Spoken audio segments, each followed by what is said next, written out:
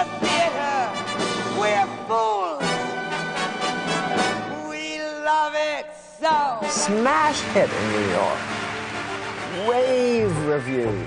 This is not a game with her. She has made her own place as a star on Broadway. Oh boy, I finally made it. Brave?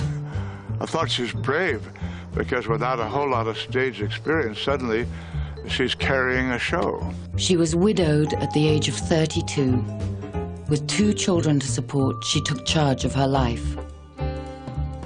Bogey knew she would eventually step out of the shadow of their storied romance. She was Bogey's wife and just kind of a toy thing, you know, who did movies. When she went to New York, she became an actress. A lot of people take her for granted. Just think that she's just a star. Well, give me a break.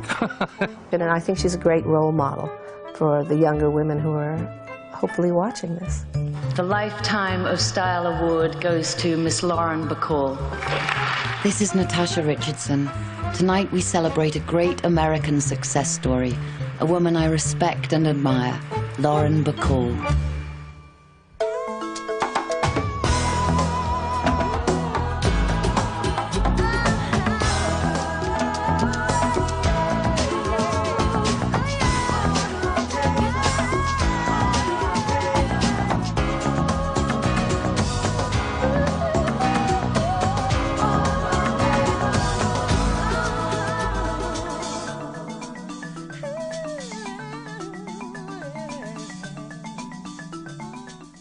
This is going to get me into a lot of trouble.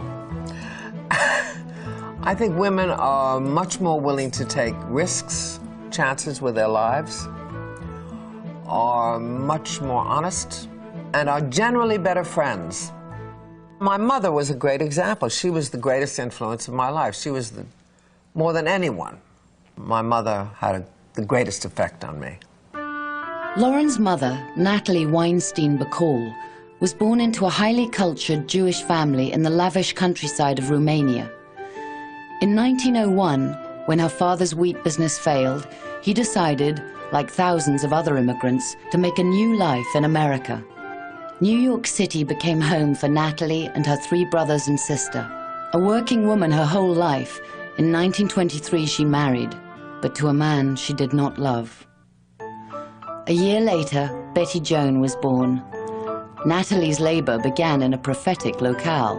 She was in a movie house, which is really funny. I mean, the thought that anyone in my family would ever want to be an actor was ridiculous, of course.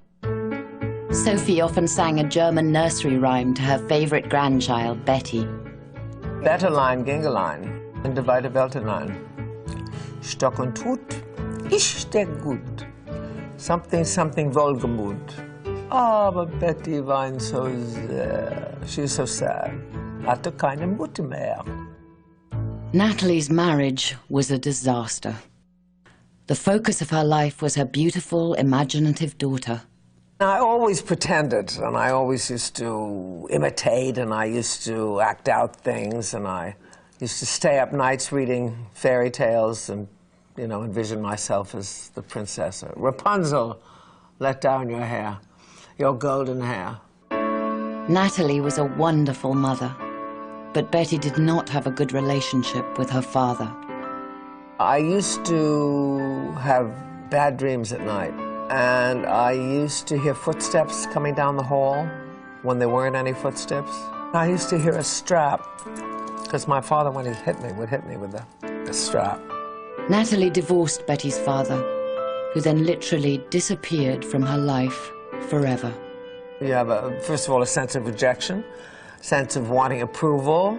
I was always suspicious growing up, and I never thought any relationship could last. I think that that is probably one of the scars, you know, that you learn how to behave, how to put up a front, how to fool everyone if you can, and just not show that nobody's going to get to you, you know, you can handle anything. Now, a completely new life began for Natalie, Sophie, and Betty. They moved from Brooklyn to Manhattan. It was here that Betty would know that her destiny was to be an actress. At At Julia Richmond High School, Betty made a lifelong friend. When I first met her, she hadn't quite grown into her body. I mean, none of us had, you know, that awkward age of 14, and she always had that incredible beauty. But she was gangling and falling over herself. And I had these enormous feet. I was a beauty. At 14, awkward beyond belief. We used to quit school together and go to the 68th Street Playhouse as often as we could because we both adored movies. I used to buy Rolly cigarettes and sit up in the balcony and smoke the whole pack. Just feel like Betty Davis. I was watching Betty Davis. She was smoking. I wanted to be like Betty Davis. When she was doomed in Dark Victory, oh my God, I thought the world had come to an end. Sobbing. It was just... She made me feel more than anybody else did. Dear, I love you so. Oh, nonsense. Tisn't. I can't live without you. Please get up. You're making a fool of yourself and a fool of me. Elphil, please. When Betty Davis made a visit to New York, arrangements were made for 14-year-old Betty to actually meet her idol. And finally the door opened, and out she came. You're Betty Bacall. I shook my hand. Yes. So, you want to be an actress? Yes. Well, I was so in awe of her that I couldn't think. The tension was indescribable. If Betty ever dreamed of becoming a film star, that dream evaporated after she spent 3 nights in the theater. Now she was completely stage-struck. Gielgud, I was in a trance. When that curtain came down, I didn't know where I was. I started to walk out. I bumped into people. I didn't know. I've never been so affected. Katharine Hepburn in the Philadelphia Story. She was so beautiful. Oh, fabulous. And I was up in the 3rd balcony, 55-cent seats. I almost fell out of the balcony. I was leaning over. I was looking at her, and you know who was in the play with her? Joseph Cotton, Van Heflin. Not a bad cast. Finally, she saw Laurence Olivier and Vivian Leigh. When I saw them in Romeo and Juliet, that was when I was still in high school. When you have those 3 things hit you between the eyes, you're never the same. If I'd never thought of being an actress, I would have thought of being an actress because of that. At 15, Betty graduated from high school and after an audition was accepted as a student at the American Academy of Dramatic Arts. Good proportions, physical condition, blonde, pleasing personality, voice low. See, I even had a low voice then. New York regionalism, woo-hoo-hoo-hoo. Jewish, but does not look it. Some instinct, everything to learn. Betty's mother could only afford the tuition for 1 year. Not discouraged, Betty worked as a theater usher, so she got to see many plays. I was in a show at the Lyceum, I think it's West 43rd, and there was an usherette, and she sort of swept through my line of vision, and I thought, who's that lanky kid with a kind of a cat's face? That lanky kid had a lot of nerve. I used to stand outside of Sardi's, and I used to say to the doorman, point out to me if there's anyone in the theater, because I wasn't ever thinking of movies. I only thought of myself on the stage. Her efforts paid off. She got her first stage role in a play that never made it to Broadway. So began a chain of events. To earn money, Betty turned to modeling, where she was noticed by the editor of Harper's Bazaar, Diana Vreeland. They wanted a more natural look, and not such a studied model's look. And that was why she started to use me, which was great for me, changed my life. Diana put Betty on the cover.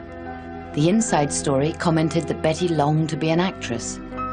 All this caught the attention of Slim Hawkes, wife of the famous Hollywood director Howard Hawks. She showed him these photographs and thought that I was interesting looking, and maybe he should test me. And he looked at them and, well, yeah, maybe. He was very influenced by her.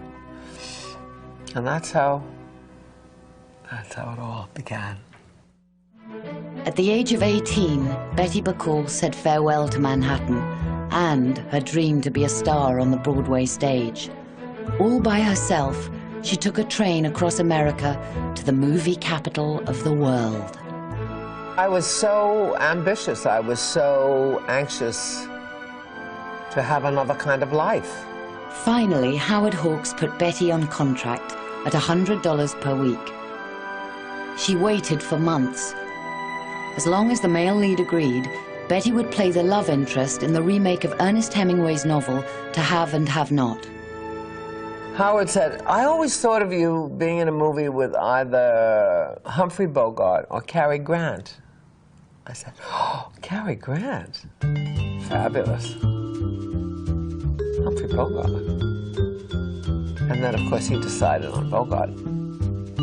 We filmed the test, and then waited and waited and didn't know what was going to happen.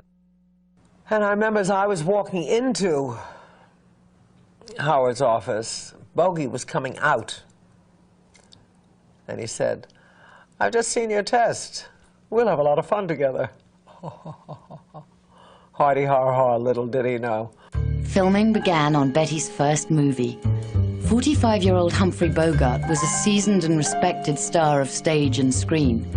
He had a volatile relationship with his third wife, Mayo Matho. There was excessive drinking and jealousy. On the set, he was professional and caring with his young leading lady. The kidding around on the set was to relax me. He knew how nervous I was. He could tell how nervous I was. It was quite apparent. And of course, I was hanging on Howard's every word, and I was apprehensive, you know, working with Bogey. And also, I was warned by various people that Bogey's wife was a woman who hallucinated a lot and who was sure that he was having affairs with everyone that he worked with, and that she was very tough and that she'd drop a lamp on my head if I wasn't careful. I was certainly thrilled with that bit of news. Luckily, Betty discovered how to steady her trembling head.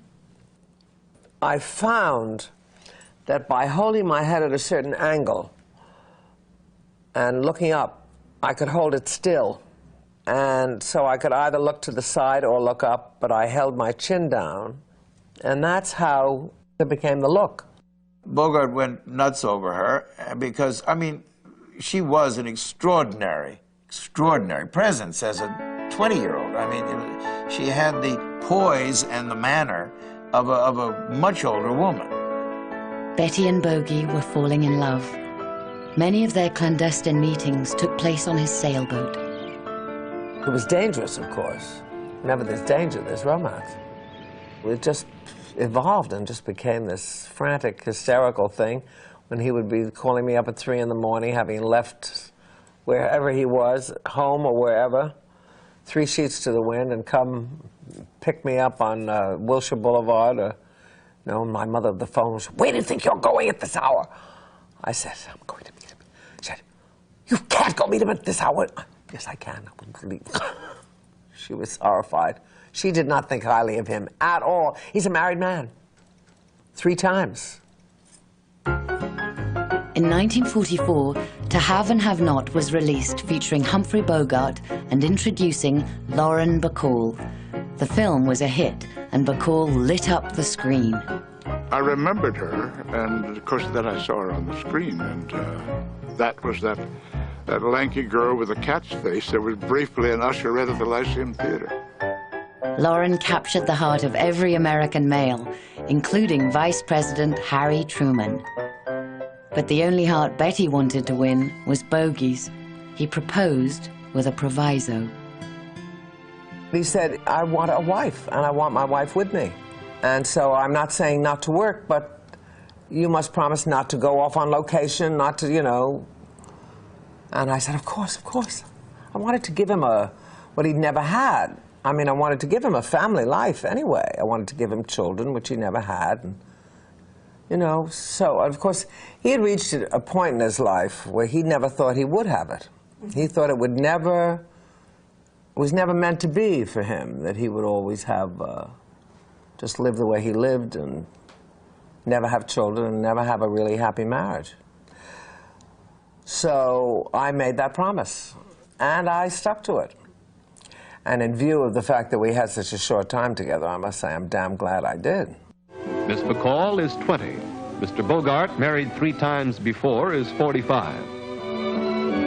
The wedding march started. Bogey was waiting downstairs. George was upstairs for me. Started the wedding march. No bride. George leans over the banister and says, "She's in the can." He was crying and I was shaking. What a pair. In those days, some hit movies were reenacted on radio. The Bogarts played out their most famous love scene. The Lux Radio Theater brings you Humphrey Bogart and Lauren Bacall in To Have and Have Not. You know you don't have to act with me, Steve. You don't have to say anything and you don't have to do anything. Not a thing. Oh, maybe just whistle. You know how to whistle, don't you, Steve? You just put your lips together and blow. You just put your lips together and...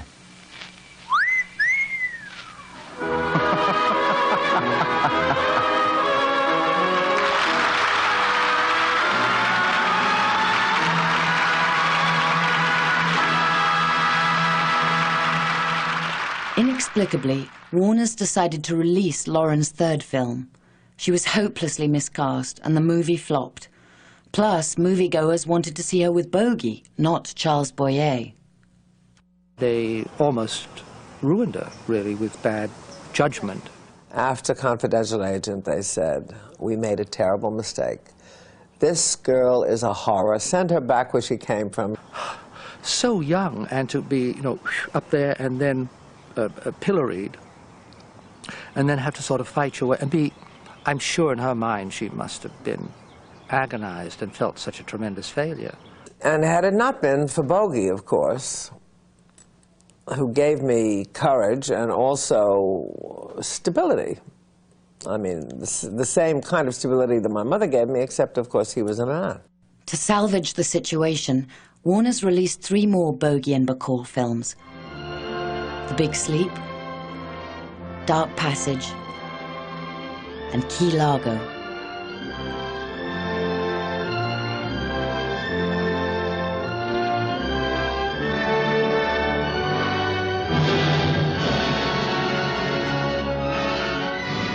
I say smack her and let it go at that. Smacking her isn't enough for such an insult. He'd have to kill her.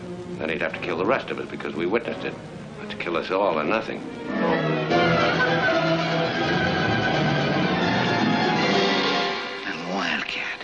Smell blood, huh?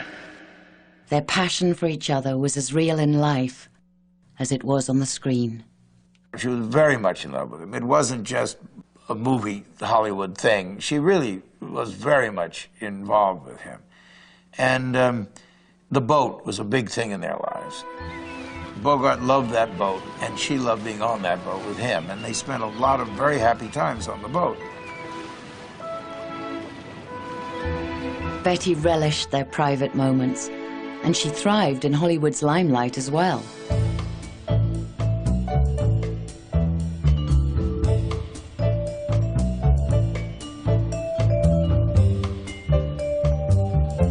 However, Betty soon decided it was time to start a family. When I told him I was pregnant, we argued because he suddenly realized that something was coming between us. And it bothered him, it upset him. And of course, he loved it after that. In 1949, Stephen was born. Betty was a natural parent. Bogey, well, he had a harder time of it. Well, I take my son outside and I say, look, you see up there, there's a moon up there, and there are stars in the sky, and it's nighttime. And that's when you see these things. Nobody didn't know how to talk to them. 2 years later, director John Huston gave Bogey the lead role, starring with Katharine Hepburn in the film The African Queen. Bogey wanted his wife with him on location. Betty arranged for her mother to take care of 2-year-old Stephen and set off on a great adventure. John Huston always chose the most impossible locations. And this certainly was an impossible location in the Belgian Congo, about as far away from humanity as you could get. They built a camp, you know, they made a camp for us, made out of bamboo, trees, and palm leaves. It was an adventure, all right, but it was great, though. I wouldn't have missed the trip for anything on earth. 6 months later, in London, the Bogart family was reunited. Bogey won an Oscar for his performance in The African Queen, and Betty was thrilled to be pregnant once again. Of course, a growing family needs a larger home.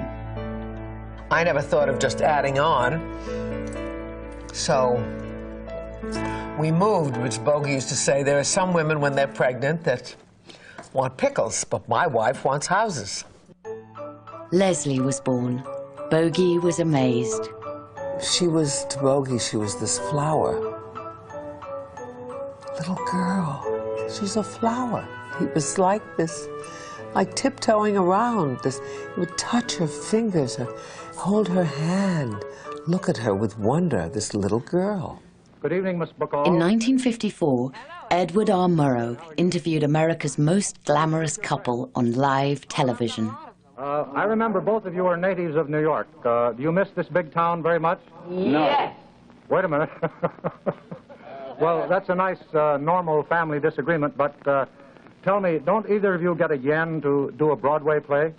Yes, I do. No.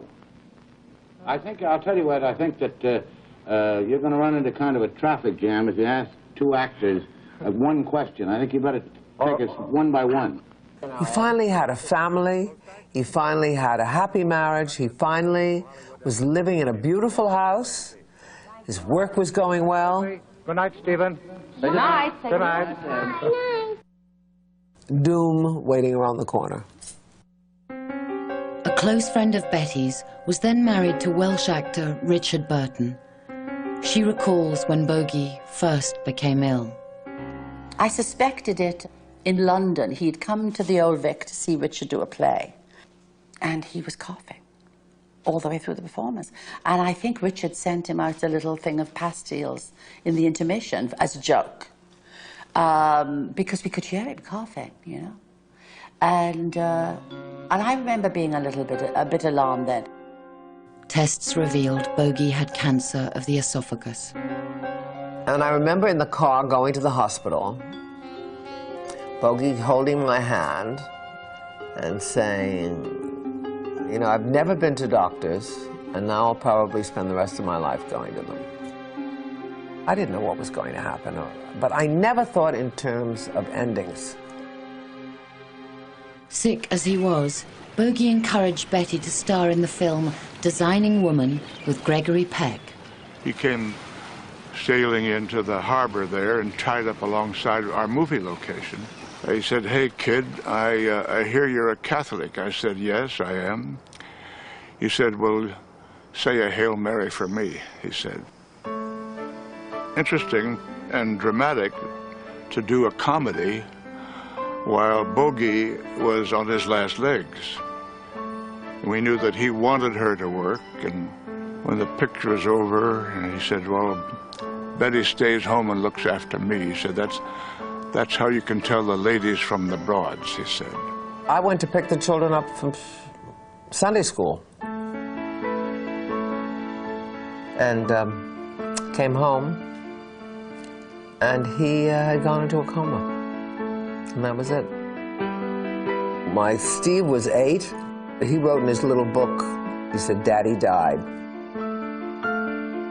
The word for Bogey, for Betty too, by the way, I think it's gallantry.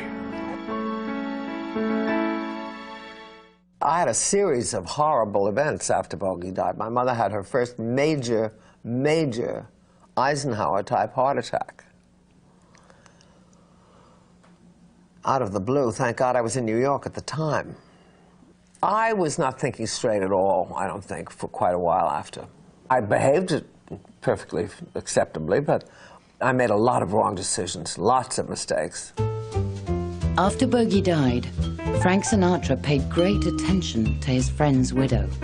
I think I was just searching for continuity. And he was part of our scene anyway. We saw so much of Frank. We became really good friends for the last few years of Bogey's life. He was very much a part of our lives. So it was almost natural, you know. In any event, it didn't work out, and it was okay that it didn't work out. With Bogey gone, Hollywood seemed more and more bleak to Betty.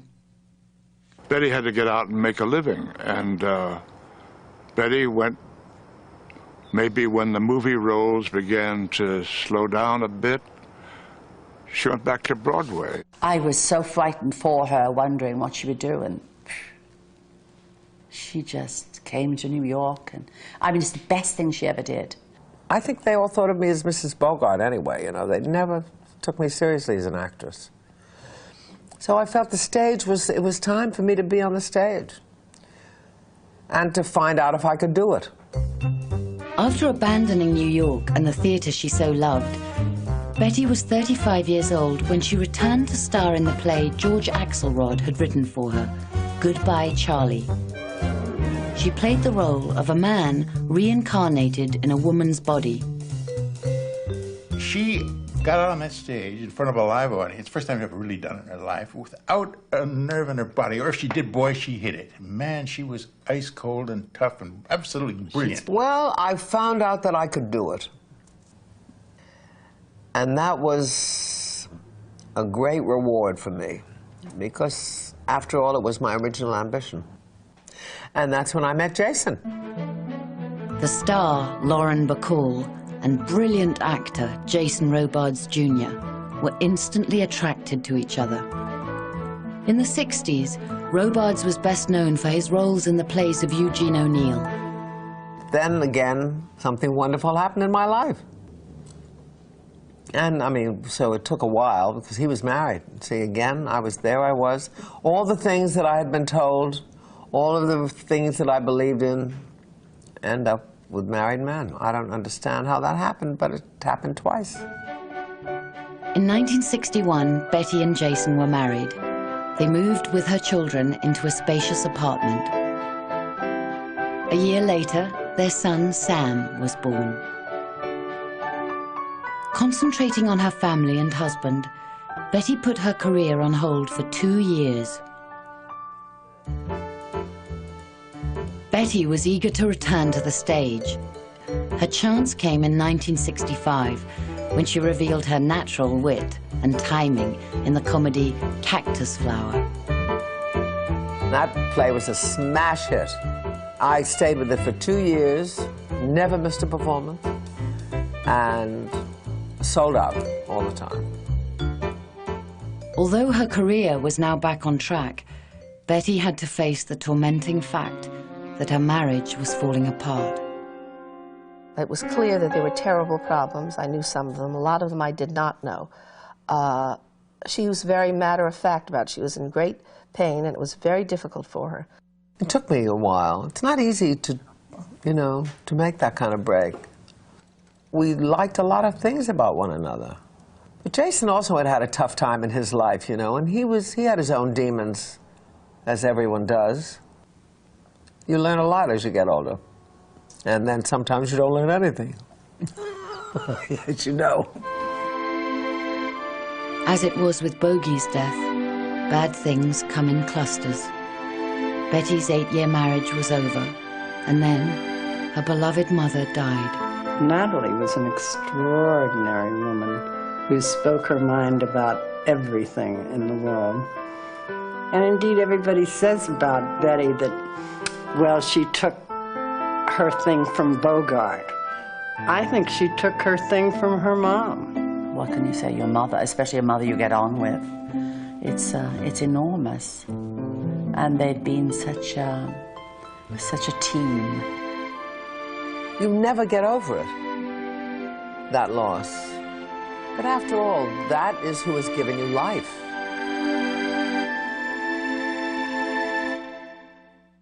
Bacall is a triumph of industry along with charisma and talent that defies the law of possibility. There's no reason before the fact that she should have been able to star in a musical. Not only star in a musical, but knock down records across the country and abroad. I mean, there's this huge ability.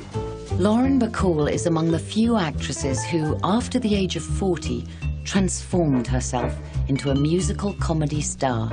She accepted the lead role in Applause, based on the film All About Eve, starring Bette Davis as Margot Channing. The book was written by friends, Betty Comden and Adolph Green, husband of another good friend, Phyllis Newman. One of her absolute cores is her physical and sort of spiritual strength. That when she pulls herself up, it's like a great star does, she becomes something else. And it's very right for musicals, because she was playing, you know, a star. The challenge of preparing for her role in Applause was both strenuous and exhilarating. For months, daily voice lessons, followed by endless hours of dance rehearsal.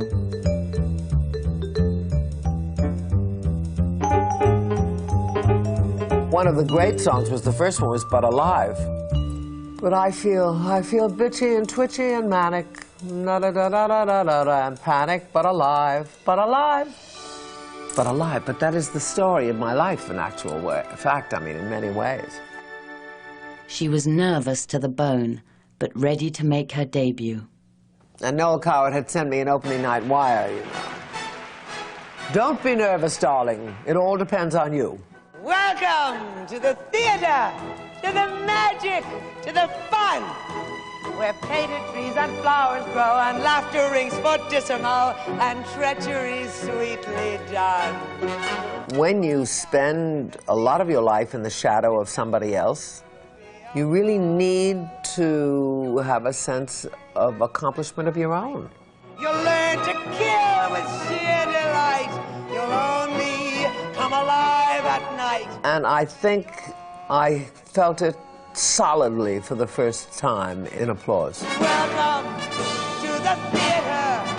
We're fools. We love it so. Broadway had a new star. I mean, you can't imagine extraordinary audience. Jammed all the time. Otto Preminger came back. He said, "You were marvelous." I said, "Why do you sound so surprised?" He said, "Because I am." Backstage one night, Bette Davis paid the ultimate compliment to Lauren Bacall, the quaking teenager she had met more than 30 years ago. She stood at the door of my dressing room and said, "Nobody could have done this but you. And you know I mean that." Walter Matthau presented Lauren Bacall with her first Tony. Incurably romantic, she fell for her co-star, Len Cariou. We had a great romance.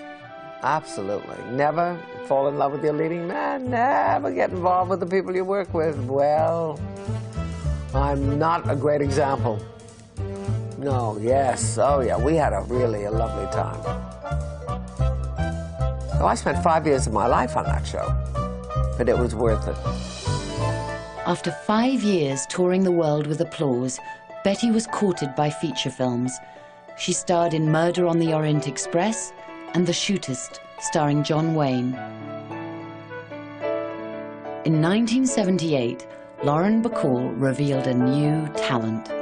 She wrote her own autobiography, By Myself, which won the National Book Award. 2 years later, she was back on Broadway, starring in the musical Woman of the Year. It was based on the film that starred her friend Kate Hepburn.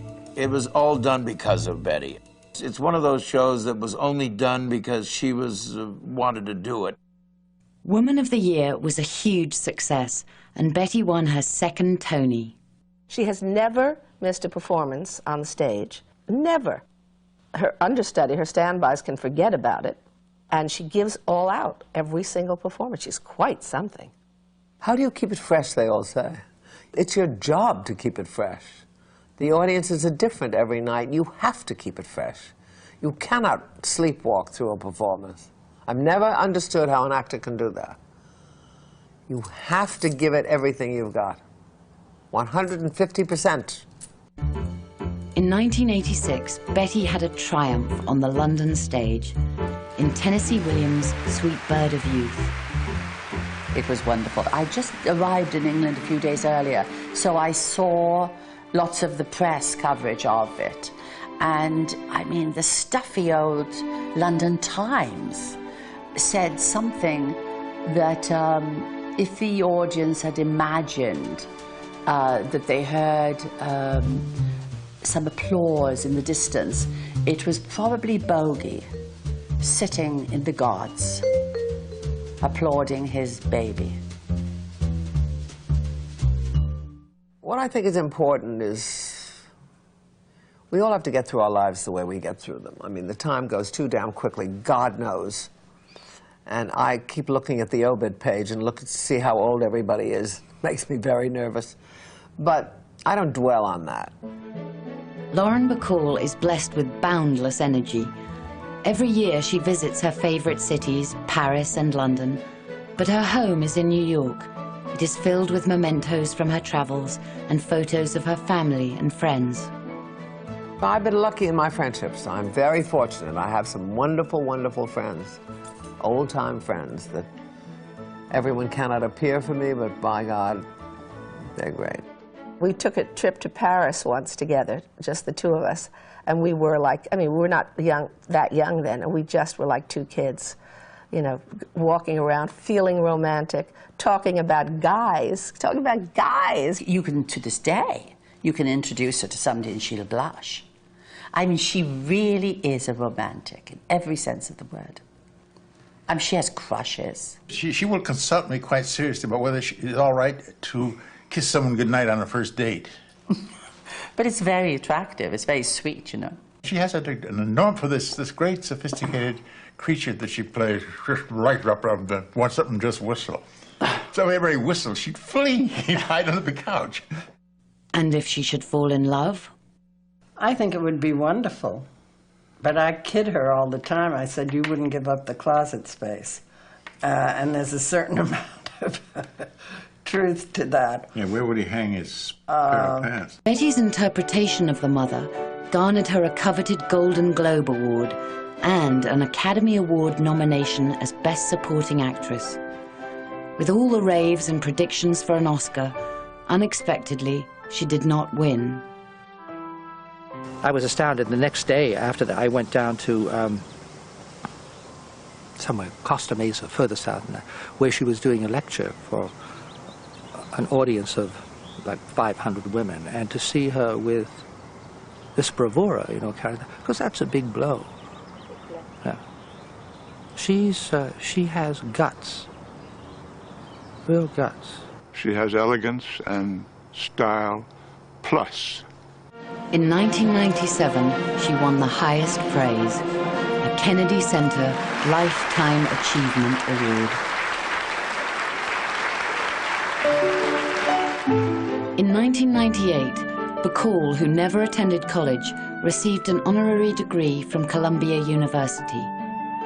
While she has received numerous awards, her greatest satisfaction comes from her family. I love my grandchildren, and they are lovely, all of them. Sweet, smart, adorable. So is buying stuff for the grandchildren, and this one, she's like, well, he won't appreciate it, but I'm going to buy it. I like it, you know. So her mind is on those kids. I think to have my children happy and healthy and going along in whatever direction they want to and have a fulfilling life, I don't think you can ask too much more than that. Oh, she's immensely loyal. And, I mean, when the chips are down, if one really needed help, she'd be the first one there, you know, to chiding you, but there and helping you. I want to function. I want to be able to work in my life. I want to be able to continue to do that. I think that she should do another show, and I think another musical. I might gimp a little bit, but I'd make it.